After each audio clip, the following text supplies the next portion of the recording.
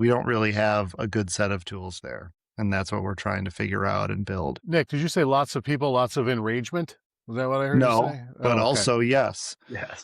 exactly. Engineered enragement. Yeah. Entertain ragement. Right. Enteragement. Engagement. That's the odd title.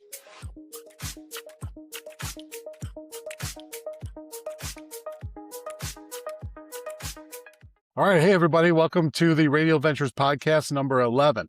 So today, most leaders have more information, more dashboards, more AI generated answers than any leader in history has ever had, and they feel more isolated than ever. We've been optimizing for the last 2 decades for network size and reach on LinkedIn, Slack, Twitter, and a whole bunch of other networks just to watch them get really, really deep and have the benefits for us really collapse beyond about 5 people that actually understand what we're doing and our specific company and our specific needs. And now AI is flooding the room with confident sounding options, which only raises the stakes on the one thing that's really become genuinely scarce, which is somebody who's already lived through what we're going through. So finding someone who knows our context and will tell us the truth is really something that's becoming more and more important today. And we're going to explore why this isolation epidemic is getting worse for all of us before it gets better, and which leaders are quietly solving it and are actually doing it differently today.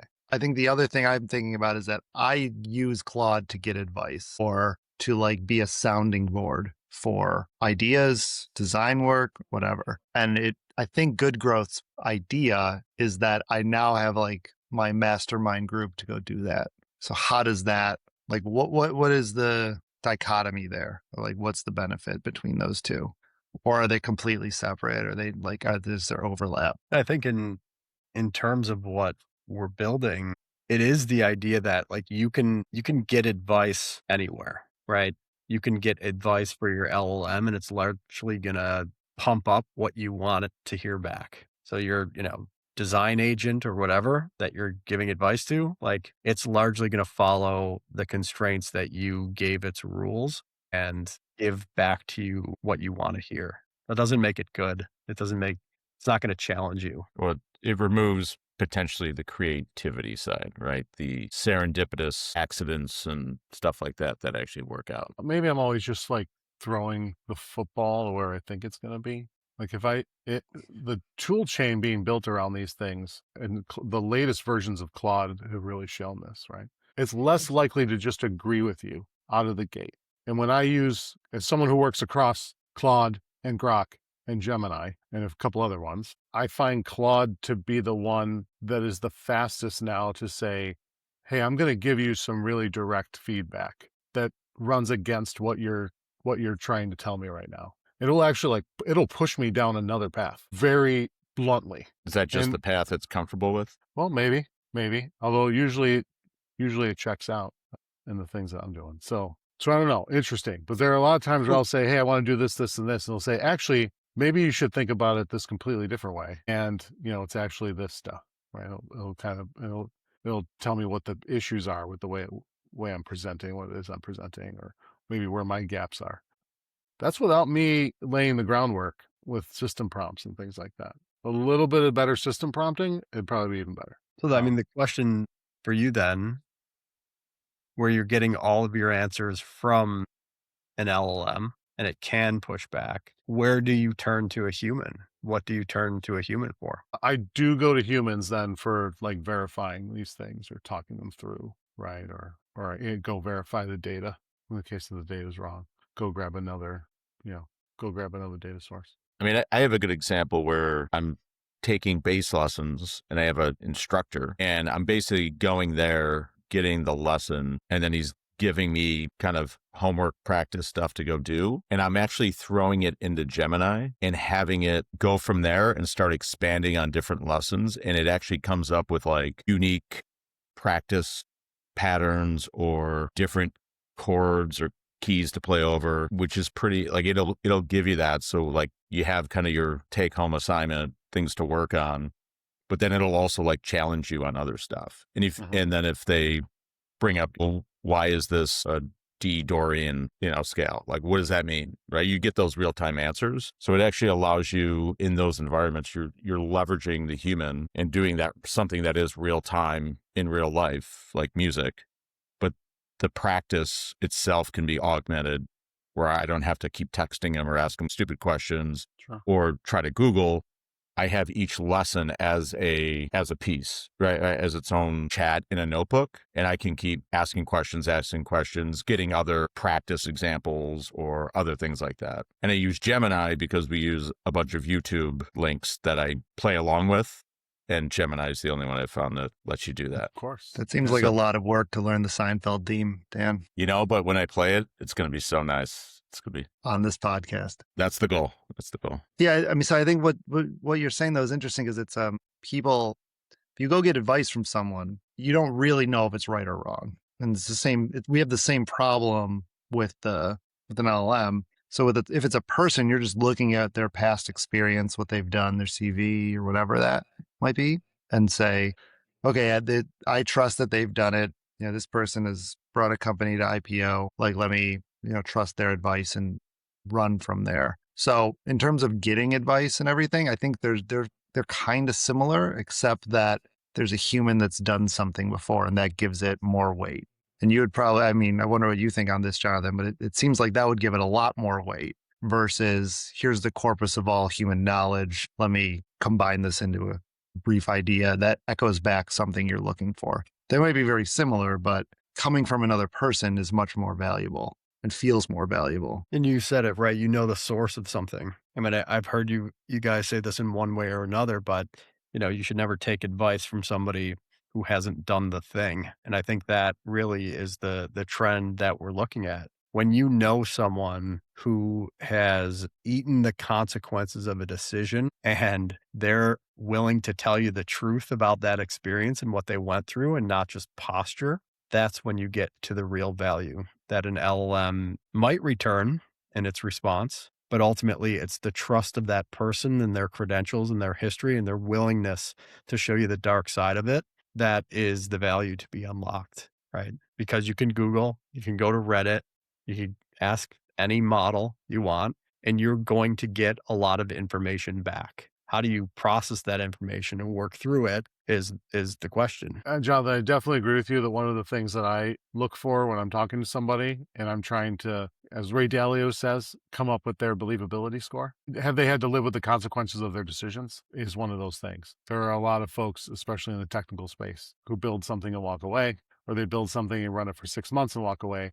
That's very different from the opinion of somebody who had to run and operate something for 5 years or 10 years and really had to live with the consequences of their decisions. Right? That's something I look for very consciously. This idea of asking for advice and then someone telling you what to do or telling them, hey, I did this, you go do that, is also filled with error because the context of my situation is different than the context of your situation. So it's really a red flag if someone sitting across the table says, you should go do this, right? Because those contexts don't line up. And you really want that person to share their experience and what they learned. And then you get to glean the insight from that. And this is how the best coaches work and therapists and peer groups, right? It's don't tell people what to do, share your experience across a number of folks. And then the individual gets to take that and do what they will with it, which is another one of these things. When you look at a model, it might lay out a bunch of options. It's really good at that stuff, but you combine that type of thinking with this idea that the people went through that before you and can share real world experiences. I think that's where you have a ton of weight. So we're building a product at Radial called Good Growth. And like, how do you think about that, Jonathan, when it comes to the next steps or the follow-on actions? How should that be like conveyed? Because that is something that AI can listen to and say, like, here's the follow-on work to do. Or is that all on the individual to decide and do themselves? How do we think about that as the most valuable, effective way to move forward? Ultimately, it is on the individual. It's where they have support and where they feel safe being vulnerable. If you're running a company, say you're 5 years into it and you might be bringing on your first sales lead or something like that, how do you really know how to navigate and what to look for in bringing that decision on? You're not going to go to your spouse because they likely don't understand that weight. You can't necessarily go to employees, though they can be very helpful. But those types of decisions become very isolating for people. And that's actually a relatively simple one. What happens when you have an issue with a co-founder? Who do you talk to? What happens when you have to fire your one and only lead engineer, right? You can't like put that in the Slack channel, say, what do we do about Dale? You're left with that weight. And, for all of you who have founded a company and run that company in those early stages and later stages, how many times have you felt that weight of, damn, I don't know who I can go talk to about this? And I think even with that, I'm leaving out the whole personal side of things. Maybe you're having issues at home. Maybe your, kids are getting into trouble, or you have, issues with substance abuse. I don't know, but there's the other half of the individual that's running those companies that you ultimately have no safe space to go into and talk about it. And Alcoholics Anonymous actually proved this model out, right? Go sit in a room with people experiencing the same things as you, who are struggling with problems, in that case, pretty significant, and talk about them openly. What happened that last week? What pulled you in this direction, right? What pulled you back? And you know what they do? They give you a sponsor, and that sponsor's there at any time to pick up the phone and call when you're having an issue. And this is what a lot of folks are ultimately left without when you think about the struggle and the isolation in running companies. Well, I think for some of maybe the more business related aspects of it, that it is something in terms of getting investors, your board, advisors, things like that. But yeah, I mean, maybe I think where they're generally in that scenario, maybe difficult if there are kind of crossover of personal and business related issues you're working on, is that could, in certain people's opinion, have a little bit of vulnerability in terms of, I can't keep my shit together at home. Is this person going to trust me to run the company? Right. And so I think that's an interesting area where, how do you have that kind of almost independent third party group that I think ultimately you can trust that it is confidential. You do have people who have your back, who have experienced it, and it crosses over from, I have problems that I need to figure out on the business side, but I also have problems I need to figure out on the personal side. And that's where historically people may have had to find different types of advisors or confidants or whatever that would help them through. But bringing that together is probably a nice thing, less searching and needing to figure that out. I mean, I could see definitely the value in that. Yeah. I mean, you see it. Then, you saw it at scale, right? When you have a good board of advisors, it is the people who you can be vulnerable with, where it's not just judgment and trying to propel the company forward, but they actually want you to kind of open the kimono a little bit and say like, hey, where are you really weak? Because we're here to help. And I know some of the stuff, the mentoring that I've done in the past, Nicholas as well, right? You'd go into a room with a founder and they would just posture and say, everything's good. Look at how successful I am. They're good at their job because they can do that, but that's not how you break through and get better, right? You actually have to say, this is where I'm really struggling. This is what's keeping me up at night, and have those really candid relationships. And those rooms exist in the world when you have a good board of advisors, when you have great advisors, but they're not available to everybody. And they're often not available to people in the earlier stages of running a company. Right. A lot of them they come with maturity of the org, and they come, at least in some of these paid groups, they come with revenue thresholds. I need to be making $5 million a year before, and pay $20K into a group before I could even have access to that. So I think there's a big opportunity for founders and operators and many other affinity groups to have that safe space. One thing, getting advisors, having someone that can give you advice and work through things. I think the harder part is, how do you get them to follow the program or make the hard decisions or actually go through with things? I've seen that mentoring startups for a long time, where you can give all the feedback and advice, and then what's the mechanism that's keeping them on track and actually executing? Because a lot of times you could have meetings and tell them where they need to get to and how they can get there and things to work on, but you can meet up in a week, month, whatever, and they're kind of back to business as usual, right? And it's not necessarily the job of startup advisors to make sure they're doing everything they need to do, because a lot of times being an advisor is more your charitable time than necessarily like, this is my job to make sure so-and-so does X, Y, and Z. So, I mean, I think that's that's the part where things really fall down. I think there is more and more advisors and opportunities to like get info. It's just the hard part's the execution. That's right. And, maybe this is a question for you all that relates to what Dan is saying, but who holds you accountable as a leader of organizations? Who is holding you accountable? Your board? Board? Right. If you have a board. Also accurate. Yeah. If you're not your own board. Yeah. Which again is generally true at the early stage. Mm-hmm. I mean, you need to be the kind of person who holds yourself accountable to a lot of those kinds of roles. Otherwise, you can't really ever get out of the gate. And someone who is only accountable when the board is around is going to cause their own set of problems. So I think that people who seek this kind of an environment out, the kind of person who seeks out a group that they want to spend time with to help explore the challenges that they're having and understand how other people are dealing with it, seeking out other perspectives, seeking out experience.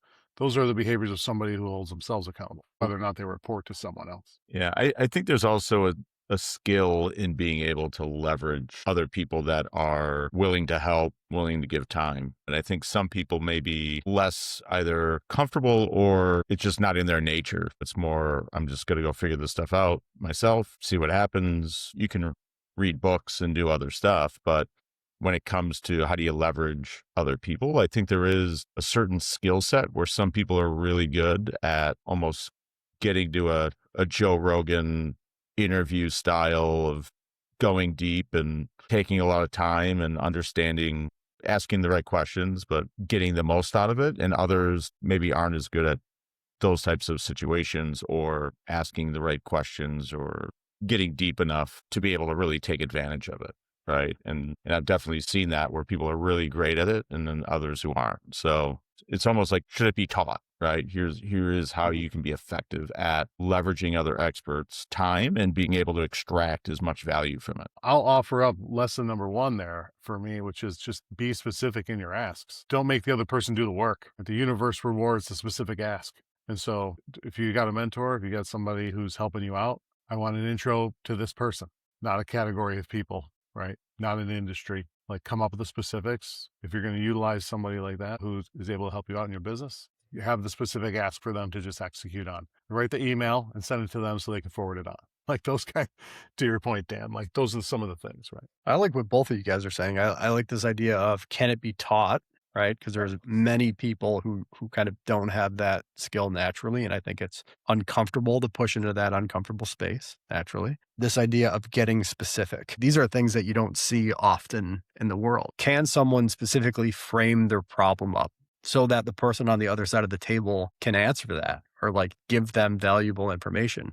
Oftentimes it's big and broad and sweeping, and it takes someone good on the other side of the table to frame it up and dig and poke at what the challenge might be to get to that root cause of something.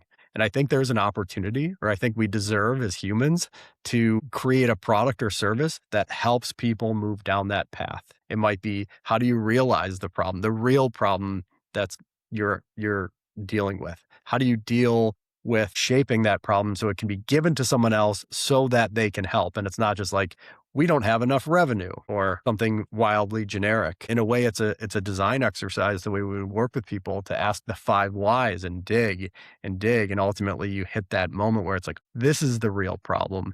Now we can attack it. Now we can go and solve it. And I think there's an opportunity now, given the breadth of the systems that we use today, the LinkedIns, the Reddits, even LLMs, it's wide and it's expansive, and nobody's getting specific to move through these challenges faster. Jonathan, do you think there was a point early in LinkedIn's life that it was way more useful than it is today? Like we're talking about some of this stuff today around, I have 500 plus connections, which means infinity connections. And I'm someone who really wants to know somebody before I accept them in my network. A lot of people don't. They just hit accept. Now you've got this sort of related network of people that sort of maybe know each other a little bit. But like, it wasn't always like that. Like, when was it useful, and like, when did it fade into being less useful for somebody early in their career? I think as the network grows, it dilutes. So if it was just 4 of us in a network, the lines between us would actually be relatively thick, right? Because we talk a lot. We're super honest with each other. We share information in these loops very, very quickly. So the connecting lines are very thick and strong. Now keep adding people to the nodes, 2,500 LinkedIn connections. They're all very, very thin lines for the most part. There might be a small group where the line is thicker, but the platform isn't made to thicken those connective tissue lines between each other because they want more followers. They literally give us a feed of information that's meant to consume and stay on it. And their intent is around recruiting and finding jobs. But I'll put that aside. The connections are thin. And what tools do we have that make our connections deeper with one another? For the past 20, 30 years, we've built big, broad networks, right? More followers, more reach, more impressions, and we valued that. And then COVID came through and it was all everybody's at home, and that became even more distant. And now we're riding the trend of more information, more followers, more impressions are actually draining us all. And the things that are bringing us a ton of value are when you could sit across the table from somebody, be incredibly candid, almost like break down in front of them and share in that experience. And that's really what might be special in what we're building at Good Growth, right? Is we're going to facilitate that. We're going to understand not where you've been, but where you're going, where you intend to go as a human, and put you across the table from somebody. So not a big Zoom meeting, like go have lunch, go have coffee, go have dinner with people. Get people together in real life and watch the magic happen. I love that I think you're right. The edges in the graph of LinkedIn have no weights. It's not clear. The way that I counterbalance that unconsciously, maybe because I haven't really never thought about it like that until now, is when I get to somebody's page and I see how many people we have in common. Like that's almost like the unofficial weight of that edge, right? From me to that person, right? It's how many people do we have in common that we know. That's interesting. And you're right. It doesn't really pull out how much time you spend with people, projects you've worked on together. They could add a lot of that stuff in. That would add a lot of interesting insight to the or they could that graph. Or they could fix their search, even though they've created industry-leading search technology. You still can't use their search feature. Also true. Yeah, also true. It just wasn't made for this, right? Right. It was made for something else, and it's largely unchanged, but pushing down that recruiting path. The kind of higher you go in an organization, whether you're founding it and growing your team, right? The higher you go, the more isolated you become, which means the less people you can really be honest with. And the toll that takes on us as leaders, on anybody who's running an organization, is immense. I'd have to guess it takes years off your life just from stress and the decisions that weigh on you. That's all in your brain. You could turn to your spouse, say, hey, I'm dealing with this person. I think they should go on a performance review. And you kind of watch their eyes glaze over. They just don't get it because they don't have that context. So it's about putting those people that carry the same weight in the room together and crafting the best conversation possible. It's not about more connections. It's not about just making introductions, right? How do you make the best meeting possible? And that means the right people, at the right time, with the right context. How many meetings have you gone into that you're like, what is this meeting about? Can we end this? There's been no ask. There's been no agenda. And these are the things that we aim to really knock down with the technology that we're building. I think these are good challenges that we should ask, right? Like, where should we use an LLM and where we should use a human? That's an interesting topic to me in general, because I use LLMs all day. I am getting advice. I am taking advice from these things. And I also feel that analysis paralysis based on all the answers I can get at any time, everywhere, and not knowing the path to go. But in general, I see there's a trend of like retreating from the noise, retreating from social media, whether it's moving to a private Slack or a private text thread with your friends. People are feeling the pressure and the weight of the world that we've created for the past 3 decades and are moving away from it. Do you guys feel that personally? I think people are having trouble moving away from it because it's addictive by design. But I also think that over time, we've come to employ, we'll just like call them social media platforms for a different purpose than connecting. That's just not what they're for anymore. I think there was a magical period with every one of these early on when you had 50 people that you followed or were friends with or connected with. And that's when Facebook was cool or Instagram was cool or whatever it might be. But as it gets bigger and you connect with more people, these things need to make money. And really, they have just usurped like news media organization, like a way to do one-to-many messaging. And really the things we're talking about here, one-to-few messaging around advice or information, isn't what those platforms were ever made for. Like they started out maybe thinking they would be like that, but really as their economic business models evolved, that just didn't make sense. You can't have 3 people that you're getting ads on. You need to have lots of people and lots of engagement. What we're talking about now is a very different thing. And I think there's a benefit to that. Like there's still a need for one-to-many. You want to promote the things you're working on to a lot of different people. And that's where social media is a thing. I don't love it, but it's a thing. And now, you're doing one-to-few messaging. Like that needs different tools. And it seems like we don't really have a good set of tools there. And that's what we're trying to figure out and build. Nick, did you say lots of people, lots of enragement? Was that what I heard you say? But also, yes. Yes. Exactly. Right. Yeah. Engineered enragement. Yeah. Entertain ragement. Right. Enteragement. Engagement. That's an odd title. Right. Yeah, I think you're no longer looking for that size. Or let me say there's a deeper need than a broad network. If I have 10,000 followers, 100,000 followers, this is great. I can broadcast and I could reach a lot of people, but that's not where you talk about the things that keep you up at night, right? That's not how you break through. In fact, I'm sure you guys have all felt this, but it can feel transactional and performative, right? Someone DMs you on LinkedIn and you're probably thinking, what is this person trying to sell me, right? Someone makes a post on LinkedIn and you're probably thinking there's a funnel happening here, or they're trying to shape my perspective with their posts somehow. It's like faux vulnerability, and it's nauseating at times because you don't know what the truth is and you don't have those bases. I mean, I think LinkedIn's pretty much all self-promotion or humble brag style content, right? Mm-hmm. I don't think it's actual, at least not the stuff I see, isn't maybe some stuff, but you don't really see any deep conversation or problem solving or any of that stuff. It's just more chest beating and kudos.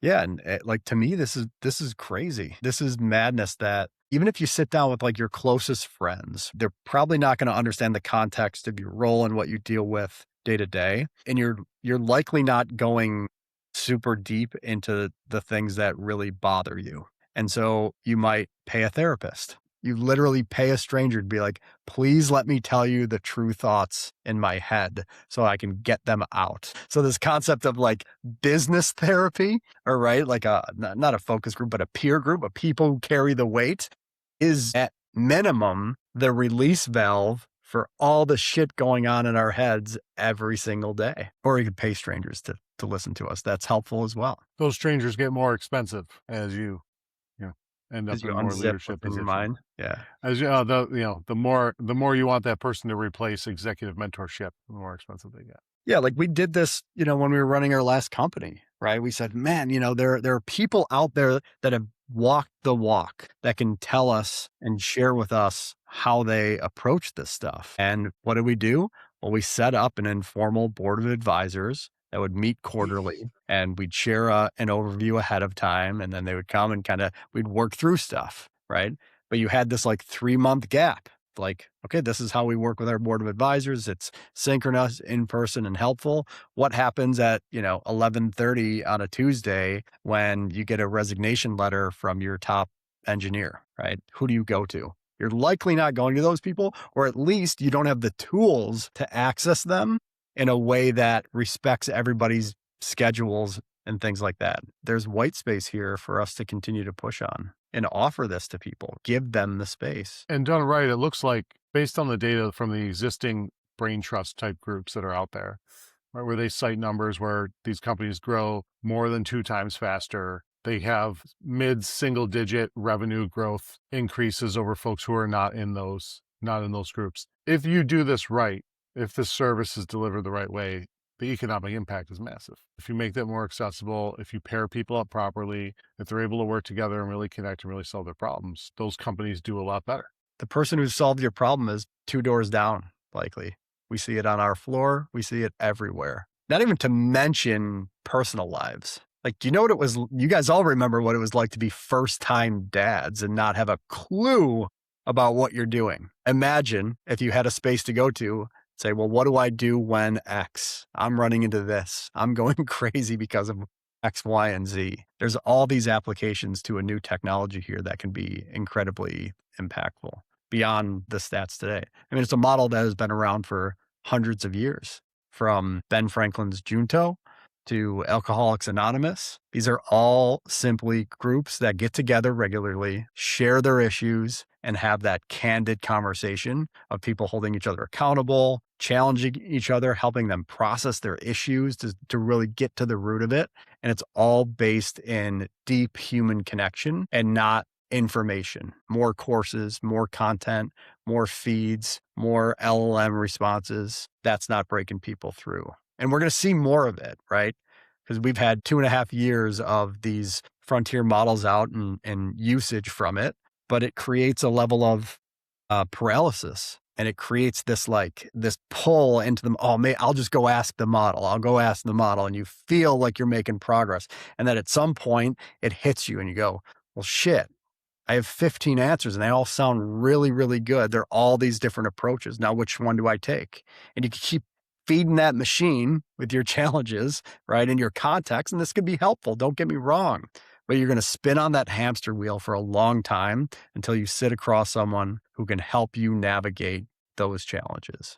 This is a very anti-AI episode for us. We're typically like the pro AI group for everything. Like, where does AI fit into this then? Or like, where does generative AI fit into supporting this work? Because I know we think it does. AI becomes the connective tissue, right? It doesn't replace the human the way I can ask you guys a question to get answers versus asking the model. That would be replacing you guys for talking to this wall of text. But how do we get together regularly, handling the admin and the scheduling and all of that?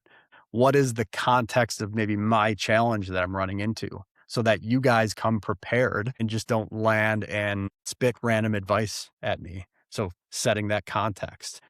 What are the things that we should discuss the way a facilitator or a therapist might prompt you with questions? These are things that AI can do that ultimately support the depth of the conversation that's going to take place. Then there's follow-up, right? And little nudges along the way, not to necessarily hold you accountable directly, but maybe indirectly push you down the path, push you down the commitment that you said you were going to do. So it's really filling the gaps between the human connection, right? With all the stuff that we have to do to actually connect with people. You ever try to get dinner together with a bunch of friends who have kids and families? It's a nightmare. That's just one little problem. It's a nightmare for the 4 of us to get lunch. Yeah, exactly. Right. That's why I'm bullish on this concept, because it's not replacing the human. We're going to continue to feel that disconnect the more we all lean into this technology, and we will lean into it. That's okay and good and beneficial. But what fills the other side of our life? And I think the things that make us feel fulfilled and whole are when we all get into a room together, and we get on a whiteboard and we're working through the hard stuff. And you leave and you leave work that day and it's like, wow, that was constructive. And I have a clear vision on what I'm working on. And I felt progress beyond just more knowledge. I feel like there's a distant future version of this that could be really good at connecting you to the right people as well, right? And saying hey, you've been in this group for a while and you've made some progress, and now you need to move over to this other group of people. That's right. Because you're not the person you were 10 years ago. Right. Yeah. What got you here won't get you there, right? That kind of stuff. And so there's definitely, I think, some opportunity for that as well. I mean, that sort of goal setting is important. I think that's what we all ran up against in different, you start a company and you realize that you've taken it as far as you can. And then what is your ambition to that next level? Because every company could be $1 billion company if you execute correctly, but you have to want to do that and take the steps to do it, reach out to the people that can help you do that. And I think that is another thing of how do you find that in the person, understand what it is, and to guide them towards it with technology, mentors, connections, everything, and then reassess to say like, okay, you've now hit 10 million in revenue. How do I get to, you want to get to 100 million, or are you happy at 10? These are things that every one of us thinks about at some point and has to make a choice on. Not just who can help me, who can I help? I think you find that there's the folks who are in those positions, they want to help people. The challenge for them is it's hard to see who's going to be able to make the most out of that time that they spend trying to help, trying to offer assistance, trying to share what they've learned. And so that is the other side of it. For us, we're kind of in the middles of our careers. There's folks who are earlier in their journey that we can help out, and there are people that we need help from and that we seek out when we're talking about the issues that we're having. There's a whole set of people that ask us questions all the time, and we don't know if they're going to be able to make the most of it or not. But there's definitely some that will. And if those folks can bubble up to the top, it's most effective for them. It's not a waste of time for the people that really can't make use of that knowledge and that effort and that advice for whatever reason, if they're not in the position yet or they don't have that set of problems yet or whatever. It just makes things more effective all the way around. That is a way that I think LLMs and some of these AI capabilities will sort of improve where that time gets spent. I think kind of back to where the AI comes in. I mean, using the AI as a kind of somewhat unbiased third party, right? You get a coach or you have mentors or whatever, they may be biased, that they can help you get all the way there. And if you could leverage a tool that is objectively watching and saying, I think you've gotten everything you can get either from this person or you're at a different stage now, you need to kind of move in terms of who you have advising you and what they've done. Because there's definitely, scenarios where you could be outgrowing those who are trying to help you. And then you kind of get to that point where it's like, okay, I'm maybe not getting as much out, or maybe it's going to do damage because they don't know what they're talking about. We might bring an intern in who's 19, 20 years old, and they think about the world completely different than us. So we are effectively learning from them and how they think about the world from their perspective and the tools that they use to deploy strategies at Radial. But then we're offering them advice on how to build a company and get it off the ground that isn't so specific to what they know. So this idea of kind of like two-way mentorship's a bad word, but like knowledge sharing, I'll call it, like the mentor becomes the mentee, I think is very powerful. And I think it was an MMA fighter, it was Frank Shamrock, and he called this the plus, minus, and equal methodology. You need someone who's better than you, the plus, so that you're getting sharper. You need someone, the minus, who you can teach and train with. And then you need someone equal to you to help see from your perspective and have your same talents and bring a unique perspective. But it was all three of those things, the plus, the minus, and the equal, that ultimately made a good training circle. And what we're exploring here with Good Growth is creating that for not physical training, but mental training and how you break through those barriers. This is now an MMA podcast. It was solid. Because I started talking about Joe Rogan. You got all into it. Yeah, he had to get the MMA thing in. 40% of leaders believe that their management is taking too long to make decisions and making the wrong decision, which is crazy. If this is slowing us down and we're not even making better decisions, we really need a way to solve for this. This is nuts. It's something along the lines of like 43% of information that is knowledge in one of your employees' heads leaves the company with them because there is no connective tissue. There is no, quote, documentation to their unique knowledge. And you think about key man risk or virtually anybody leaving your company, you need to restart that or have that knowledge transfer. And where are those spaces, where are those tools? Yeah. And that's a perfect use for AI, as we've talked about. That's right. Yeah. Has anyone done anything with that? Like, is that a solved problem? It seems like it should be a solved. Well, I've found companies that have been built around the key man risk data entry. I don't think there's a winner in terms of building it. I think as we've gone just and talked to different local companies, like how are they going to employ this? And is it a SaaS product you subscribe to that just now you're taking that risk and just moving it over to the server with a monthly cost? We need a different way of thinking about solving that than just inputting it into a web page or a web application. The short answer there is no, but there are people trying to. Yeah, some of these wearables are interesting Because let's imagine everybody had the pin on and we all wore that around the office for 6 months. Isn't that starting to build that knowledge base now with what you do and your procedures and, what decisions are being made? You're effectively trying to capture all the context of the operations of a company in order the to be a most central hub. unsafe way. As a pin. Right. Right. But like, and everything's recorded. It's your yeah. public persona all the time. Wiretapping. Yeah. Essentially. Wiretap yourself. Perfect. But I mean, these are the concessions we make, right? We give up privacy for some benefit.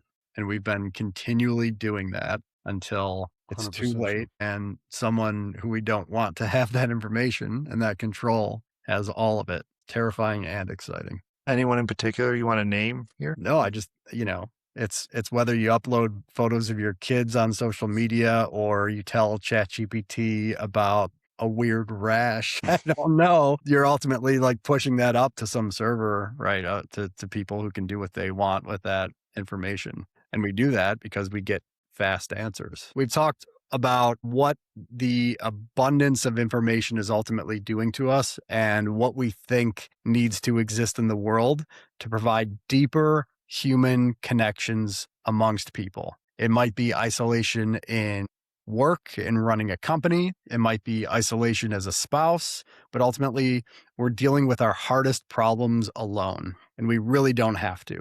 And we're excited to continue pushing on this technology that's going to let people get in the right room with people, be vulnerable, and break through to the next level of where they want to go.